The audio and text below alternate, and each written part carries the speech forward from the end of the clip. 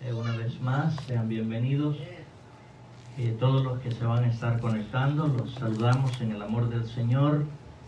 Hemos estado orando, hemos adorado a nuestro Dios y en esta hora vamos a comenzar el estudio que corresponde ahora jueves 20 de agosto. Gloria a Dios. Vamos a abrir nuestras Biblias en 2 de Corintios capítulo 6. 2 de Corintios capítulo 6. Vamos a leer del verso 1 al 3. 2 de Corintios capítulo 6, verso 1 al 3, dice así la palabra del Señor, en el nombre del Padre, del Hijo y del Espíritu Santo. Amén. Así pues, nosotros, como colaboradores suyos, os exhortamos también a que no recibáis en vano la gracia de Dios. Porque dice, en tiempo aceptable te he oído, y en día de salvación te he socorrido. He aquí ahora el tiempo aceptable, he aquí ahora el día de salvación. No damos a nadie ninguna ocasión de tropiezo, para que nuestro ministerio no sea vituperado. Lo vamos a poner en las manos del Señor. Padre, gracias por su palabra. Aquí estamos, Señor, un grupo de tus hijos. Queremos aprender un poco más de su palabra. Háblanos, Señor, a través de ella y que seamos edificados, exhortados y consolados, Señor, conforme a tu voluntad y bajo la dirección de su Espíritu Santo. En el nombre de Jesús. Amén, Señor, y amén. El tema de este estudio en esta noche es: no recibáis en vano la gracia de Dios. Hay 3 puntos que voy a tocar acá. El primero es la gracia de Dios. El segundo es no os unáis con los incrédulos.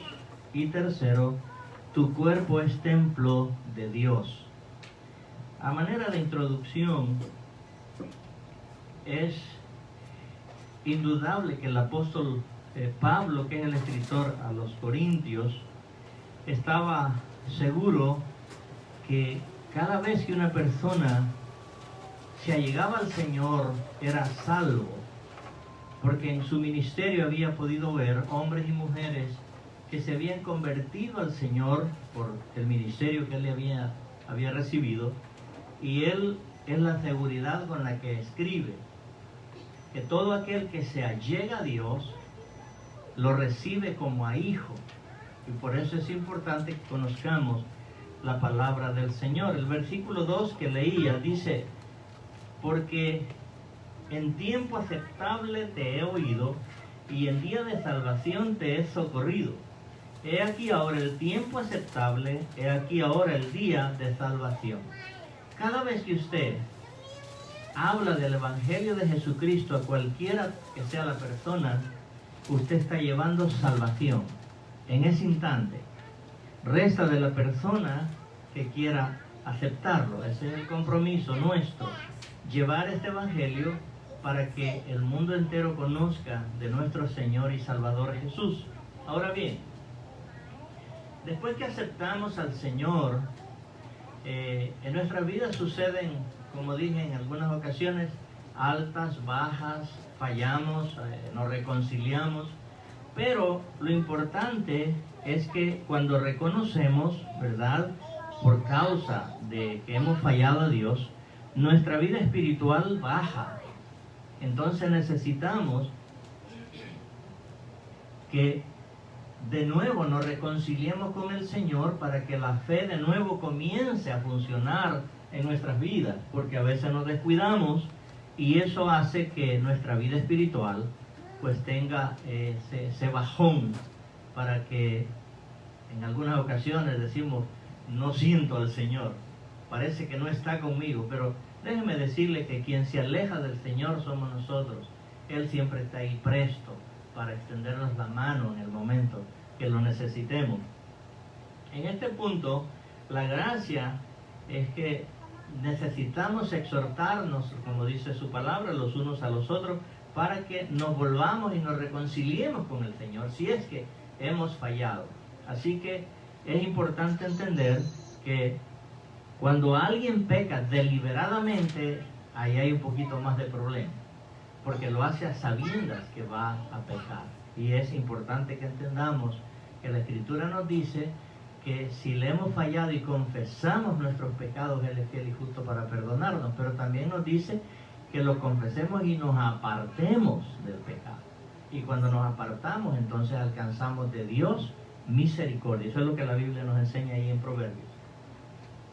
Vamos a ver qué significa cuando pecamos deliberadamente. Se trata de una acción a desarrollarse con propósito, solo con el deseo de satisfacerse o satisfacer el deseo de la carne. Eso es pecar deliberadamente, sabiendo que va a pecar, lo hace, entonces porque domina más el poder de la carne que el espíritu. Entonces cae en esa tentación y en la trampa. Pero vamos a usar una escritura como ejemplo para que podamos entender cómo es que se llega a ese nivel. Vamos a usar en el libro de Jueces, capítulo 13, versículo 22 al 25. Siquiera anótelo porque yo ya los tengo acá escritos para no detenernos en buscarlo. Entonces dice Jueces 13, versículo 22 al 25. Y dijo Manoa a su mujer: ciertamente moriremos, porque a Dios hemos visto. Vea cómo se tenía el concepto en el Antiguo Testamento, que nadie podía ver a Dios, porque si alguien veía a Dios, era muerto. Eso es lo que dice la Escritura. Versículo 23. Y su mujer le respondió: si Jehová nos quisiera matar, no aceptaría de nuestras manos el holocausto y la ofrenda, ni nos hubiera mostrado todas las cosas, ni ahora nos habría anunciado esto. Aquí el ángel le había llegado a anunciar el nacimiento de un niño que iba a estar en su familia, y más adelante lo vamos a ver, que es Sansón. Manoa es el padre y la madre de Sansón. Entonces, versículo 24, y la mujer dio a luz un hijo y le puso por nombre Sansón, y el niño creció y Jehová lo bendijo. Verso 25, este verso es bien importante. Dice: y el Espíritu de Jehová comenzó a manifestarse en él en los campamentos de Dan, entre Sora y Estaol. Es decir, que el Espíritu Santo no estaba como está hoy.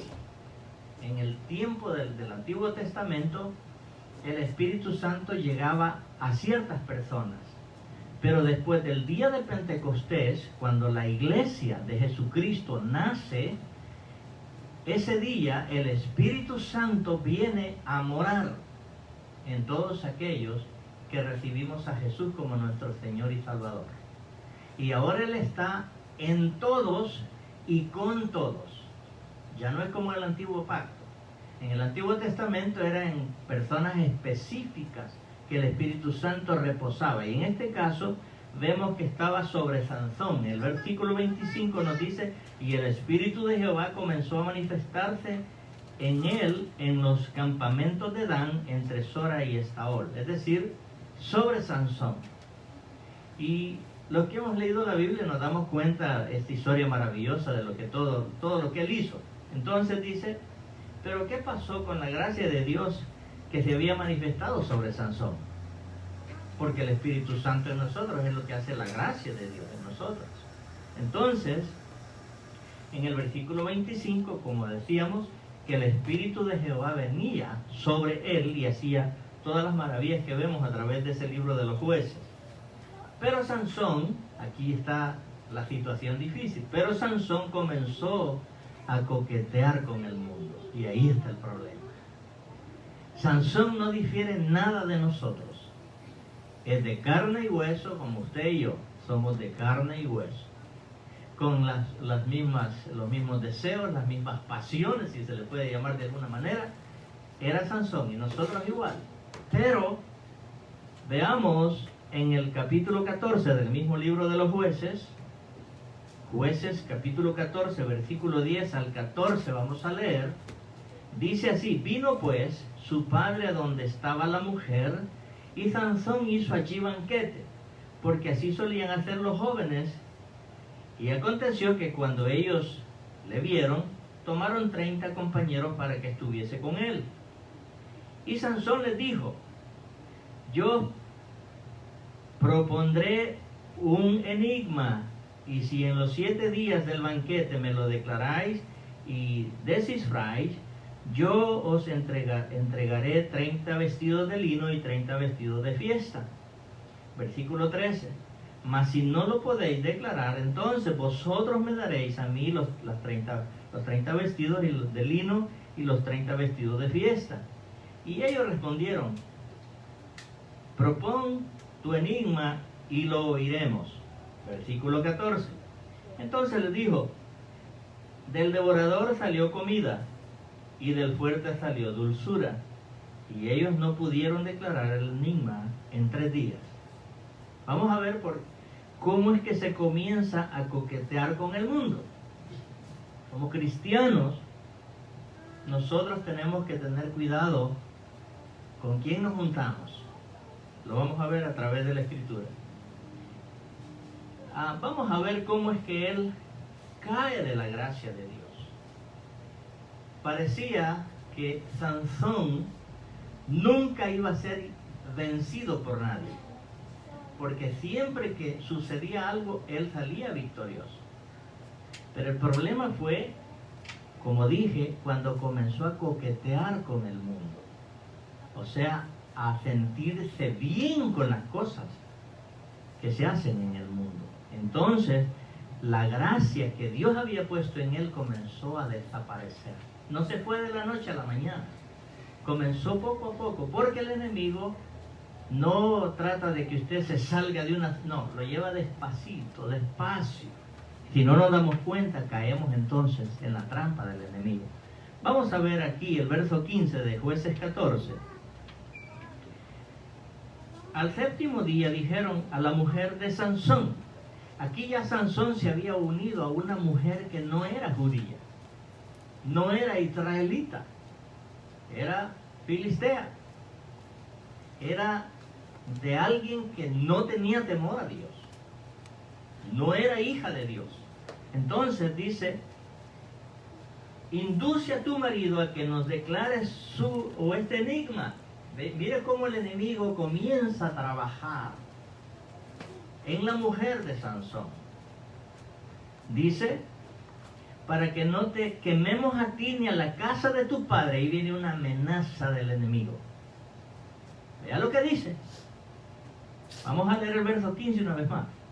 El 7º día dijeron a la mujer de Sansón, o sea, los hombres que habían llegado ahí, que no son judíos: induce a tu marido a que nos declare este enigma. O sea, en otras palabras, pídele que te lo declare a ti. Pero luego viene la amenaza: para que no te quememos a ti y a la casa de tu padre. Seguimos leyendo. Nos habéis llamado aquí para despojarnos. Cuando Sansón hizo la propuesta, les pide 30 vestidos y 30 vestidos de fiesta, de lino, y luego vestidos de fiesta, les dice. Vamos a ver el versículo 16 ahora. Miren lo que hace ella. Y lloró la mujer de Sansón en presencia de él y dijo: solamente me aborreces y no me amas, pues no me declaras el enigma que pusiste a los hijos de mi pueblo. Y él respondió: he aquí que ni a mi padre ni a mi madre lo he declarado, y te lo voy a declarar a ti. O sea, todavía él estaba aferrado en obediencia a Dios. No se lo declara ni al papá ni a la mamá, te lo voy a declarar a ti, que era la esposa, la mujer de él. Verso 17. Mire lo que hace ella. Y ella lloró en presencia de él los 7 días que estuvieron en banquete. En otras palabras, luchando a ver cómo le arrancaba la respuesta. Eso es lo que hace el diablo. Te va a hostigar hasta que te saque la verdad. Mira lo que sigue diciendo. Mas al 7º día, él se lo declaró. Sansón se lo declara a ella. Y le dice, porque la presionaba y ella lo declaró a los hijos de su pueblo. O sea, en otras palabras, cuando obtuvo la declaración del enigma, corrió a decírselo a los que la estaban amenazando. Entonces, dice en el versículo 18 del mismo libro de los Jueces, el séptimo día, antes que el sol se pusiese, los de la ciudad le dijeron, ¿qué cosa más dulce que la miel? ¿Y qué cosa más fuerte que el león? Y esto lo responde ahora Sansón. Y él le respondió, si no haraseis con mi novilla, nunca hubierais descubierto mi enigma. Hay cosas que uno no las puede declarar, porque es ir en contra de la voluntad de Dios. Entonces, cuando ella tuvo la respuesta, se la va a decir. ¿Y qué pasó? Ahora era al revés. Ahora Sansón tenía que pagarles a ellos las piezas de ropa que había prometido. Pero fue por engaño. Así trabaja el enemigo. Tenemos que tener mucho cuidado. Él creía, ¿verdad?, que no estaba ofendiendo a Dios. Para ese tiempo entonces Sansón estaba ya más al lado del mundo que al lado de Dios, porque ahora ya había comenzado a obedecer a la mujer, que la mujer no era una mujer temerosa de Dios, por supuesto. Entonces él creía que podía jugar con la gracia que Dios le había dado, pero se equivocó. Punto número 2. No os unáis con los incrédulos. Vamos a estudiar despacio esto para que entendamos que hay muchas cosas en la vida que nosotros tenemos que dejar, que alejarnos.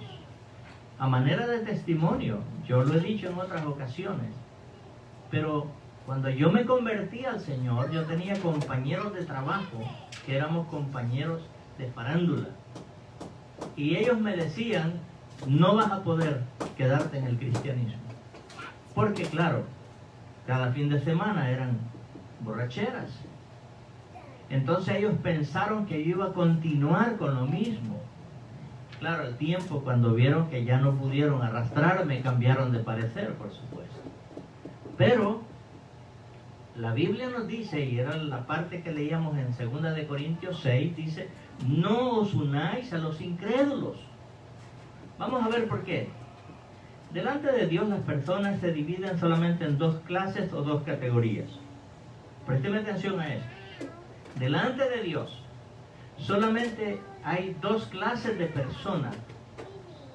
Unos que están con Cristo y otros que no están con Cristo. Por eso es que tenemos que saber la palabra de Dios, que no todos los que dicen que son hijos de Dios son hijos de Dios. Para ser hijo de Dios se necesita llenar unos requisitos. Y estos requisitos son aceptar a Jesús como su Señor y Salvador. En ese momento que usted acepta a Jesús como su Señor y Salvador, usted viene a ser hijo de Dios. Eso es lo que nos dice Juan 1, versículo 12. En el verso 11 nos dice, a los suyos vino, refiriéndose al pueblo de Israel, mas los suyos no lo recibieron. Versículo 12 dice, mas a todos los que le recibieron, a los que creen en su nombre, les dio poder o potestad de ser hechos hijos de Dios. Así que para ser hijo de Dios es necesario que haya aceptado a Jesús como su Señor y Salvador. De lo contrario, es únicamente creación. Por eso es que solamente hay dos grupos. Unos que son los hijos de Dios y otros que no son hijos de Dios. Y la gente puede decirse que es hijo de Dios, pero si no ha llenado ese requisito, es simplemente una creación de Dios. Amén. Bien. Debido a esto, los cristianos deben asociarse no deben asociarse con los incrédulos. Vamos a ver por qué. No podemos hacer asociaciones ni tener relaciones sentimentales con ellos, menos todavía.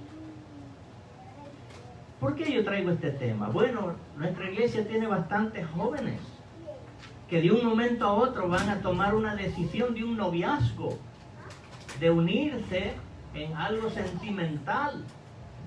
Y es lamentable o triste que se vaya a hacer con alguien que no sea hijo de Dios. Eso es lo más lamentable. Vamos a ver lo que la Biblia nos dice en cuanto a esto. Segunda de Corintios 6, versículos 14 y 15. Segunda de Corintios 6, versículos 14 y 15 dice: no os unáis a yugo desigual con los incrédulos, porque ¿qué compañerismo tiene la justicia con la injusticia? ¿Y qué comunión la luz con las tinieblas? ¿Y qué concordia Cristo con Belial? ¿Sabe lo que significa Belial? Satanás. Belial es Satanás. Beelzebú, otro nombre que también se le conoce. ¿O qué parte el creyente con el incrédulo? La última parte del verso 15. La Biblia es clara con nosotros para que podamos entender que a medida vayan jóvenes creciendo, un día ustedes van a decidir por alguien con quien van a compartir su vida. Y es necesario que ustedes oren al Señor, le oren al Señor y que le ponga un hombre que sea temeroso de Dios para que sea su esposo, o una mujer que sea temerosa de Dios para que sea su esposo. Es decir, que si nosotros, porque tiene rostro bonito, porque es payaso, porque me hace reír, cuidado, eso es lo que hace el diablo. Miren lo que le pasó a Sansón, y si seguimos leyendo esa historia, al final le sacaron los ojos. ¿Usted cree que el diablo le va a tirar flores?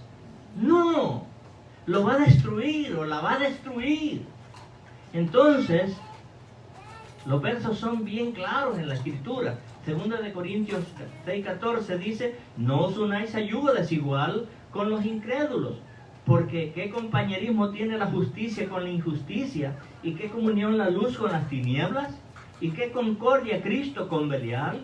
¿O qué parte el creyente con el incrédulo? No tenemos nada que compartir con ellos. Pensando que se va a convertir. Nosotros tenemos ejemplo en nuestro ministerio, 28 años sirviéndole al Señor como pastores. Hemos visto hombres, mujeres que creyeron que no, que yo lo voy a hacer que se convierta. El diablo no se convierte. El diablo no se convierte, hermanos. Es más fácil que te saque al mundo a que él entre a la iglesia. Por eso es importante que mejor lo conozcas dentro de donde te congregas, o que sea de cristiano, pero de otra, aunque sea de otra congregación, pero que le sirva a Dios, tu vida puede ser mejor. Así que, ¿qué es esto de yugo desigual? De lo que leíamos aquí en el verso. Esto es un simbolismo, porque el yugo es un pedazo de madera donde se le pone a un lado un buey y al otro lado otro buey, y se amarra por los cuernos, ¿verdad? Los que son del campo saben de lo que les estoy hablando, y está en el internet también. Pero eso es en el área física, natural, visible. Pero en lo espiritual, por eso Pablo lo usa de esta manera, para que entendamos que en el área espiritual nos va a pasar lo mismo. Si una persona que es cristiano o cristiana se une a alguien que no es cristiano o cristiana, espiritualmente quedan enyugados, quedan con un yugo puesto sobre su cerviz. Y para que se zafe, no es fácil que se zafe. Va a pasar mucho dolor, va a pasar sufrimiento. Como le digo, hemos tenido experiencias en el ministerio donde sí hemos llorado juntamente con las personas que han sido lastimados. Y mi esposa, hace algún tiempo atrás, le contó una historia a una pareja que estuvimos dándole consejería matrimonial. Y este hombre se enamora de la muchacha que es cristiana y ella también lo acepta. Él es mundano, él es del mundo, pero llegó a la iglesia porque quería convencerla de que sí. ¿Y qué pasó? La sacó embarazada, y después que la sacó embarazada la dejó y nunca más la volvió a ver. Se fue de la iglesia. Eso es lo que hace el diablo. Así que tenemos que tener mucho nuestros ojos espirituales abiertos. ¿Para quién vamos a tener como un compañero sentimental? Vamos a ver lo que nos dice entonces en 1 de Corintios capítulo 5 verso 9 al 11. 1 de Corintios capítulo 5 verso 9 al 11. Dice el apóstol Pablo: os he escrito por carta que no os juntéis con los fornicarios, no absolutamente con los fornicarios de este mundo, o con los avaros, o con los ladrones, o con los idólatras, pues en tal caso sería necesario salir del mundo. Más bien os escribo que no os juntéis con ninguno que, llamándose hermano, fuere fornicario, o avaro, o idólatra, o maldiciente, o borracho, o ladrón, con el tal ni aún comáis. Es tremenda la escritura, hermano. Es tremenda. La única relación que nosotros podemos tener con los inconversos es para llevarles el plan de salvación, para traerlos a los pies de Cristo, pero no para enredarnos sentimentalmente. Vamos al fracaso al hacerlo. Así que la escritura es clara. Dice Pablo, ahora nos exhorta aún más fuerte en el versículo 11: más bien os escribo que no os juntéis con ninguno que, llamándose hermano, fuere fornicario, o avaro, o idólatra, o maldiciente, o borracho, o ladrón. Dice más: y con el tal ni aún comáis. Imagínense. Porque la asociación no es conforme a la voluntad de Dios. Vamos a ver por qué. También nos responde la escritura en 1 de Corintios 15, versículo 33. Dice: no erréis, las malas conversaciones corrompen las buenas costumbres. Por eso es que no podemos unirnos a estas personas que su vocabulario es obsceno. No podemos. Yo si voy a juntarme con alguien es porque le voy a ir a hablar del evangelio, nada más, para ganarlo para el Señor, pero no para compartir. No tengo nada que compartir. Entonces, y yo tuve ejemplos en el trabajo. Cuando estaba almorzando, yo siempre llegaba, me sentaba, ponía mi comida, oraba, le daba gracias al Señor y comenzaba a tomarme mi almuerzo. Se sentaban 3, 4 y comenzaban a hablar de alguien o a decir palabras obscenas. Terminaba de comer, recogía mis cosas y me iba. Ni siquiera para escucharles las sanganadas que ellos decían, porque duele el oído. Entonces es necesario que nosotros entendamos lo que la palabra nos dice. Pero esto es importante que lo sepamos entender para que nosotros solamente nos relacionemos con ellos para hablarles de Jesucristo. Aquí incluyen, como dije, asociaciones aún de negocios. Sabe que el cristiano no puede hacer negocios con incrédulos, en negocios regulares, porque tarde o temprano van a haber situaciones difíciles con el que no es cristiano, porque el cristiano siempre busca agradar a Dios, pero el incrédulo no, él no le importa, él es lo material.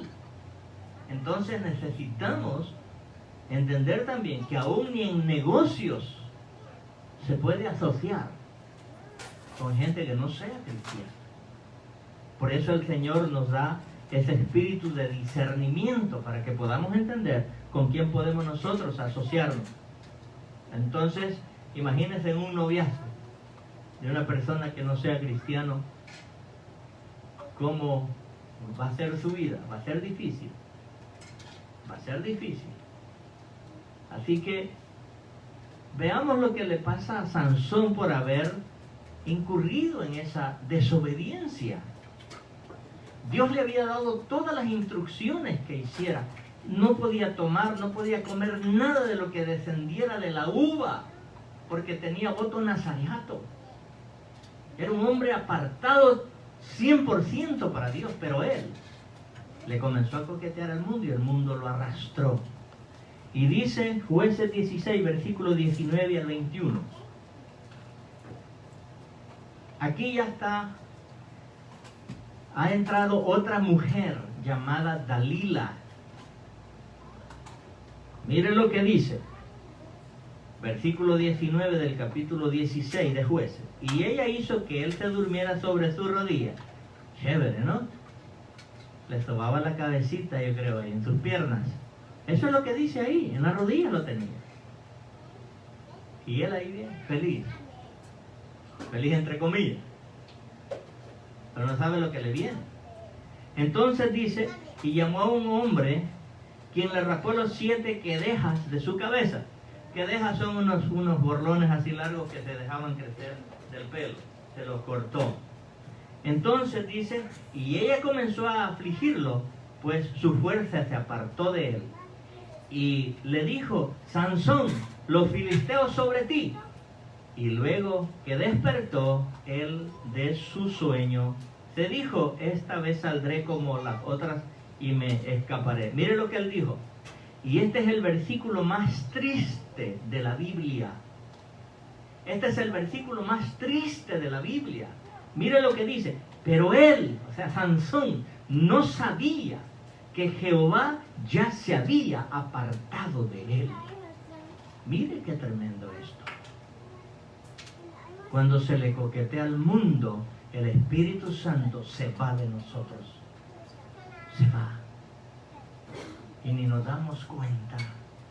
Dice él, no, voy a salir otra vez airoso como las otras veces. No. Se metió tanto en el mundo que dejó que le cortaran esa cabellera. No es que de ahí venía la fuerza. No. Es que él será una señal para Dios. Pero él desobedece. Se la cortan y entonces, versículo 21. Mas los filisteos le echaron mano y le sacaron los ojos y le llevaron a Gaza y le ataron con cadenas para que moliese en la cárcel. ¿Se fijó? Ese es el último pago que el diablo hace a los que él ama. Satanás ama tanto a sus hijos que los quema en el lago de fuego. No. Tremendo esto, hermano. Porque Sansón jugó con la gracia que Dios le había dado. Aquí los filisteos representan al mundo satánico. Por eso es que cuando un cristiano se va a buscar novia al mundo, se va a ir a buscar novias filisteas. No filisteas, porque no conocen de Dios. O la mujer se va y busca un hombre del mundo, un filisteo, no conoce de Dios. Le sacará los ojos, dice. Vamos a ver qué nos dice entonces en cuanto a lo que el Espíritu Santo en nosotros está.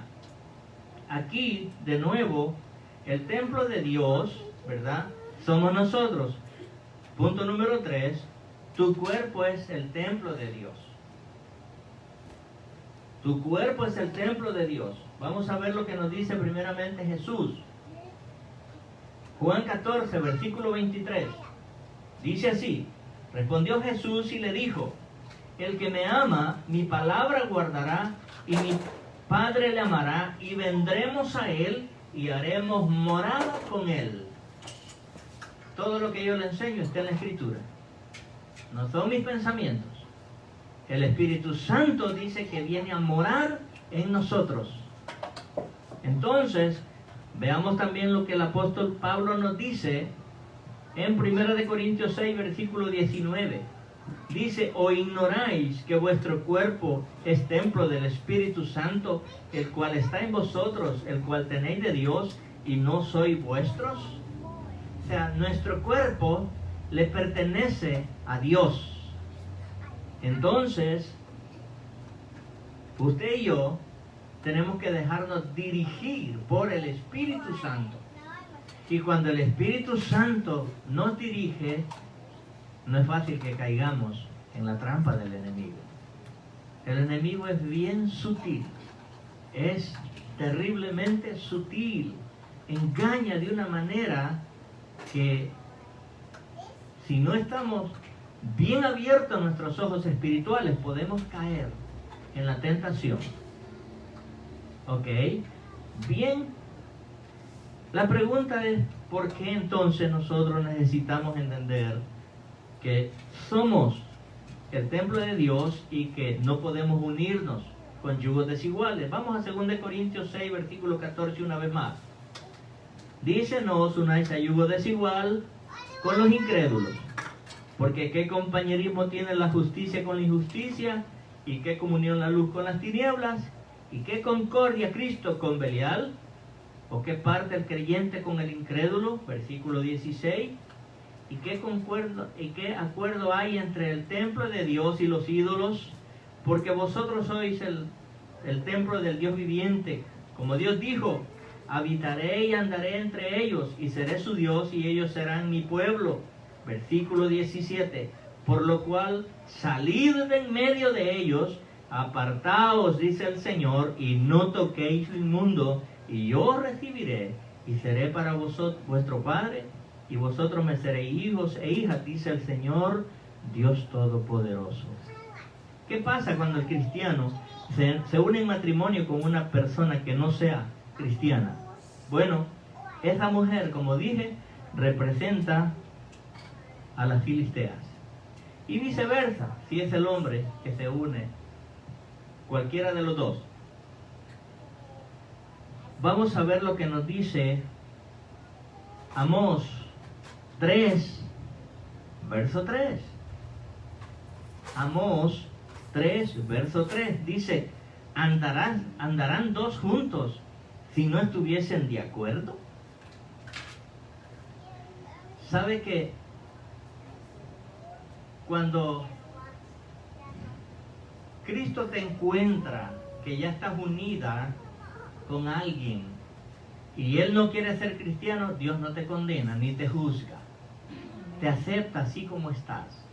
Pero si ya estás en el cristianismo y te unes a alguien que no es cristiano, Dios no lo acepta. La persona lo acepta, pero Dios no. ¿Por qué? Porque Él conoce el futuro. Nosotros no lo conocemos. Entonces, Él nos dice, en la porción que leí al inicio para concluir, ¿verdad? Dice, 2 Corintios 6, versículo 1 al 3, así pues, nosotros como colaboradores suyos, os exhortamos también a que no recibáis en vano la gracia de Dios. La gracia de Dios es ese regalo inmerecido de salvación que tenemos. Pero tenemos que cuidarla, porque si no, la podemos haber recibido en vano.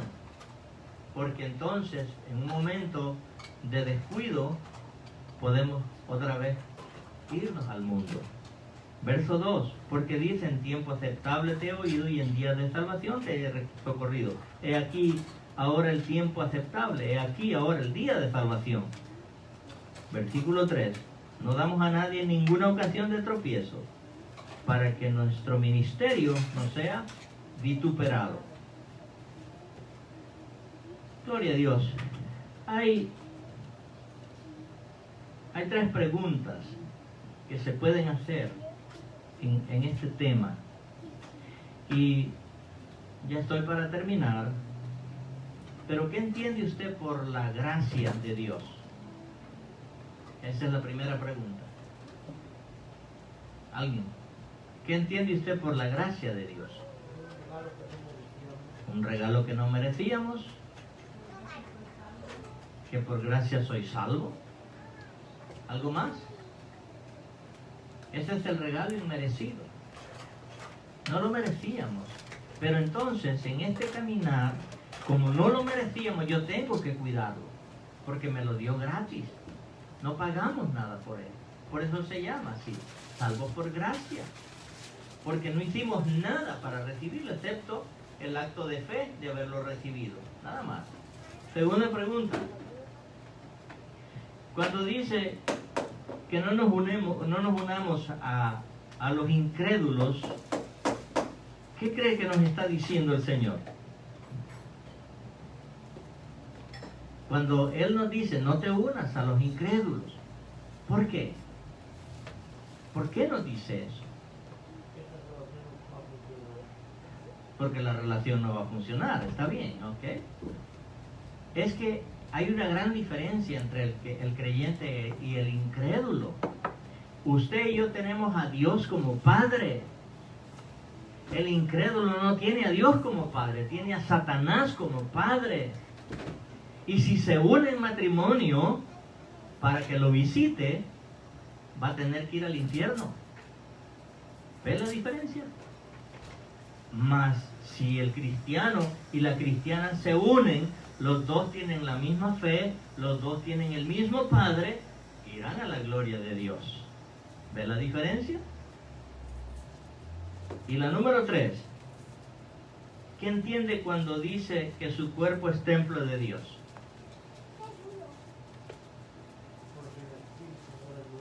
Porque el Espíritu mora dentro de nosotros.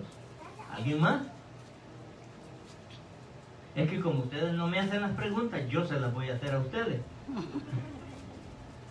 Ajá. ¿Qué entiende usted cuando el Señor en su palabra dice que nuestro cuerpo es templo de Dios? Que ha sido santificado, que ha sido limpio, que nos transformó. ¿Qué es qué? La esposa. No, nosotros, la iglesia es la novia de Cristo, no la esposa. La esposa de Cristo del Señor es Israel. Ajá, así que tenemos que saber esos dos términos importantes. La iglesia es la novia de Cristo. Amén. Entonces usted como creyente se está preparando para esas bodas del Cordero. Amén. Que aparecen en el capítulo 19 de Apocalipsis. Así que tenemos que tener bien en claro los conceptos bíblicos. Ahora, para terminar, vamos a leer 1 Corintios 6 del verso 15 en adelante hasta el 18. Dice el verso 15 de 1 Corintios 6: ¿no sabéis que vuestros cuerpos son miembros de Cristo? Yo les hice esas preguntas para que entiendan lo que la Biblia nos enseña. Y la Biblia se explica por sí misma. Mira lo que nos dice ahí. ¿No sabéis que vuestros cuerpos son miembros de Cristo?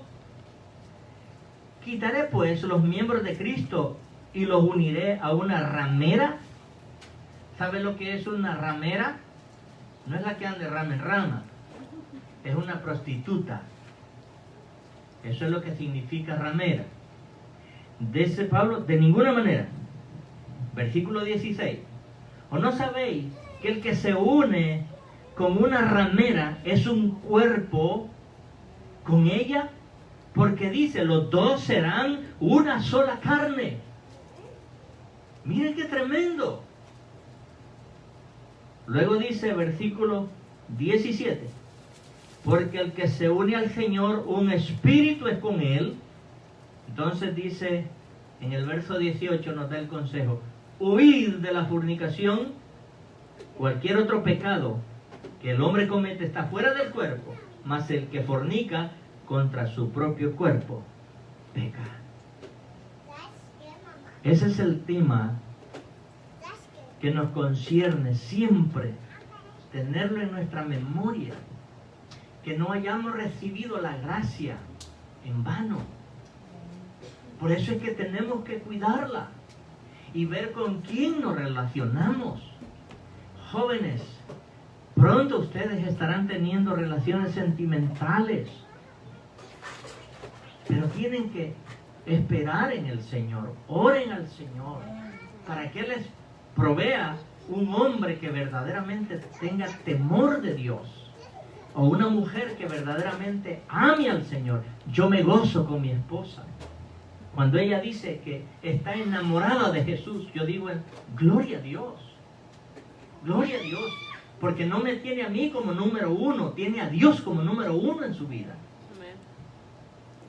Pero ¿qué de aquel que Solo lo hace por la carne. Cuidado. La oración nuestra como ministros, como pastores, es que ustedes, jóvenes, un día, verdaderamente cuando se unan en un matrimonio, sea con alguien que profese la misma fe de ustedes y que tengan al mismo Dios como Padre. Porque sus vidas serán diferentes. ¿Qué fácil? No, no es fácil. Si aún aunque seamos cristianos, hay dificultades en la vida. Pero cuánto más con aquel que no tiene temor o con aquella que no tiene temor de Dios. Es peor todavía. Por eso es importante estos estudios, para que conozcamos lo que Dios quiere para nosotros. Gloria a Dios. Vamos a orar para quedar despedidos de esta asamblea. Y incline su rostro, cierra sus ojos. Padre, gracias por tu palabra, gracias por tu amor, gracias porque nos has hablado en esta tarde, Señor. Permita, mi Dios, que esta palabra quede grabada en sus corazones, en sus mentes, en su espíritu, Señor, para que conozcamos, Señor, el grande amor con el que tú nos has amado y que quieres lo mejor para nosotros, Señor. Padre, si te hemos fallado, perdónanos. Que su Espíritu Santo, Señor, nos devuelva el gozo de nuestra salvación, como decía tu siervo David. Padre, en el nombre de Jesús, glorifícate en cada uno de los jóvenes, Señor, en cada una de las jóvenes, Señor, que están en este lugar. Mi Dios amado, tú conoces nuestro corazón, que el deseo es que puedan unirse, Señor, con hombres o mujeres que sean temerosos y temerosas de ti, Señor. Por tanto, Padre, en el nombre de Jesús, los bendecimos para honra y gloria suya. En el nombre de Jesús. Amén, Señor, y amén. Vamos a ungir los jóvenes. Creo que mañana